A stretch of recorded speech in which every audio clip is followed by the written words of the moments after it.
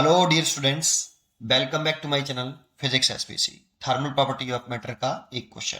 To identical bodies are made of a material for which that heat capacity increase with temperature. ये लाइन बहुत important है। One of these at 100 degree Celsius and while other one at is at 0 degree Celsius.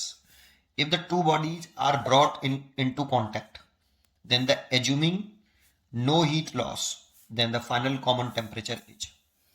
देखो पहले diagram बनाते हैं और जो दे रखा है वो लिखते हैं कि दो बॉडीज है मेरे पास। मान लो ये बॉडी ए है और ये बॉडी बी है, ठीक है, और आइडेंटिकल है तो दोनों का मास सेम है। इसका भी मास है, इसका भी मास है, लेकिन इनका जो मटेरियल है ना वो इस तरह से है कि हीट कैपेसिटी इंक्रीज होती है विद टेम्परेचर। अगर टेम्परेचर बढ़ाते हैं तो हीट कैपेसिटी बढ़ती है।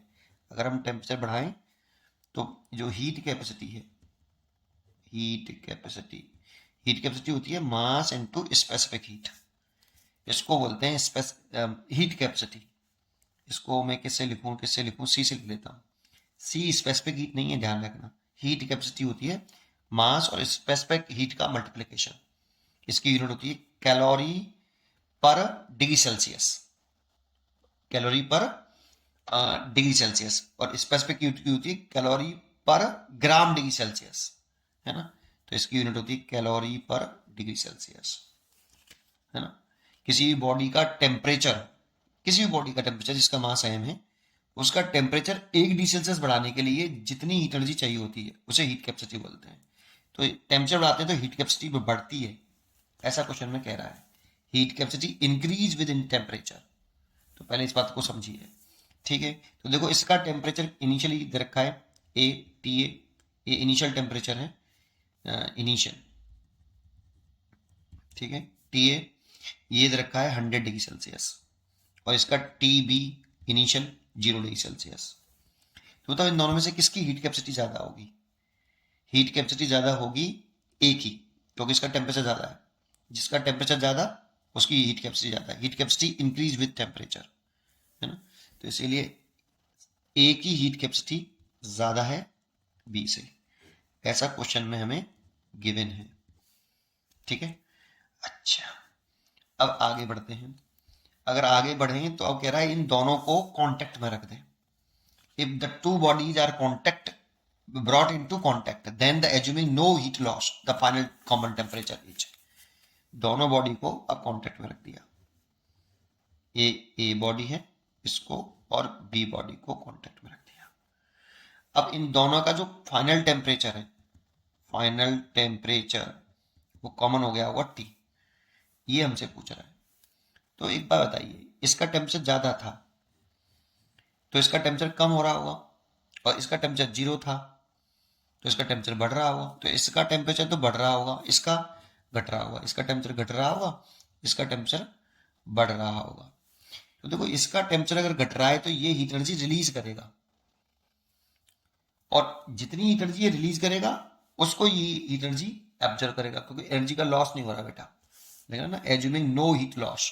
तो जितनी ये हीट एनर्जी ए रिलीज करेगा उसको बी क्या कर लेगा, एब्जॉर्ब कर लेगा पूरी की पूरी को, तभी तो हीट एनर्जी सराउंडिंग में लॉस नहीं होगी, ठीक है। तो इसने कितनी हीट एनर्जी रिलीज करी, रिलीज हीट एनर्जी जो लिखें। तो टेम्परेचर फॉल हो रहा है तो मास एम, इसका स्पेसिफिक हीट ए की, मल्टीप्लाइड बाई टेम्परेचर इसका फॉल हो रहा है। तो जब हम टेम्परेचर ये लिखते हैं डेल्टा टी, तो ये कैसे लिखेंगे, एम इंटू ऐसे हमेशा ज्यादा वाले में से कम घटाते हैं। तो देखो इसका टेम्परेचर फॉल हो रहा है तो इनिशियल ज्यादा रहा होगा, फिर टेम्परेचर घट गया है तो इनिशियल ज्यादा रहा होगा, तो इनिशियल है 100 और कम है टी, तो ज्यादा में से कम घटाइए, ठीक है। तो 100 माइनस का टी, ठीक है। रिलीज एनर्जी इतनी हुई। अब कितनी एनर्जी ये वाला एब्जॉर्ब करेगा, ये कितनी एनर्जी एब्जॉर्ब करेगा, क्योंकि इसका टेम्परेचर बढ़ रहा होगा तो इसने कितनी एनर्जी ली होगी। तो जो इसने रिलीज करी होगी इसने बी वाले ने उसको ले लिया होगा। तो कितना, एम मास तो सेम है दोनों का, specific heat at B into delta T dash, और delta T dash S B इसका टेम्परेचर बढ़ रहा है तो फाइनल ज्यादा होगा, T माइनस के 0, इनिशियल 0 था। अब जितनी इसने रिलीज करी है उतनी वो एब्जॉर्ब कर ले, तभी तो एनर्जी में लॉस नहीं होगा। इसीलिए लिख सकते हैं Q released is equal to Q absorb. तो रिलीज लिखें तो कितना लिख सकते हैं, एम एस ए 100 माइनस के T, और इसे लिखें तो ये लिख सकते हैं M S B T minus 0।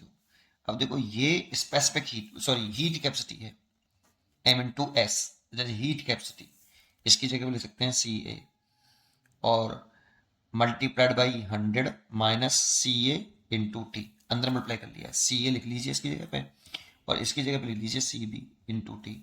यहाँ से टी निकाल लीजिए आप, अगर मैं टी निकालूं तो इसको धर लेता हूँ पहले, तो सी ए इंटू 100 बराबर, इसको धर लेके देखो टी कॉमन ले लें आप, सी ए प्लस सी बी। फिर नेक्स्ट पेज बताता हूँ, ठीक है। तो ये यहां तक आ गया।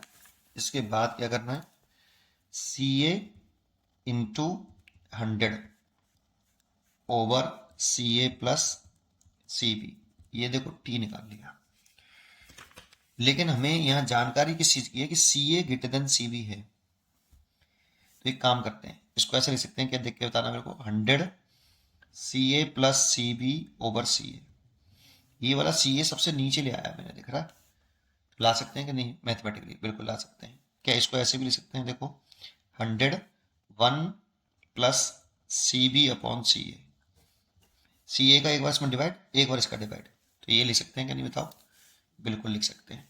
अब देखो ये सी बी अपॉन सी है, तो यहाँ से सी बी अपॉन सी ए निकालो, इस यहाँ से निकालो, तो 1 greater than C B upon C A, तो 1 ग्रेटर देन, इसको इसके नीचे ले आओ सी बी अपॉन सी ए, लेकिन ये 1 plus C B upon C A, तो दोनों तरफ 1 जोड़ दो, 1 plus 1 and 1 plus C B upon C A. क्या इसको ऐसे लिख सकते हैं, सोच के बताओ, बिल्कुल लिख सकते हैं। तो ये 2 लिख सकते हैं, 2 greater than 1 plus C B upon C A, है ना, क्योंकि हमें क्वेश्चन में गिवन है ना C A is greater than C B, ठीक है। अब देखो इसकी वैल्यू आप यहां से निकाल लो, 1 plus C B upon C ए की, तो कितनी आएगी 100 बाई टी, इसको यहां ले आओ, इसको यहां ले आओ।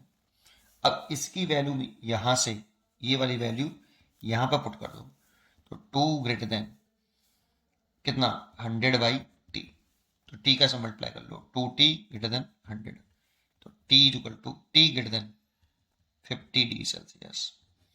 इसका मतलब जो टेम्परेचर है फाइनल, ये फाइनल टेम्परेचर तो था T is a final temperature, और ये किसकी वैल्यू पूछ रहा है, तो ये 50 डिग्री सेल्सियस से ज्यादा आ रहा है, तो more than 50 degree Celsius, B choice is correct. उम्मीद करता हूं कि आपको ये क्वेश्चन जरूर समझ में आया होगा, पढ़ते रहिए और खुश रहिए, थैंक यू।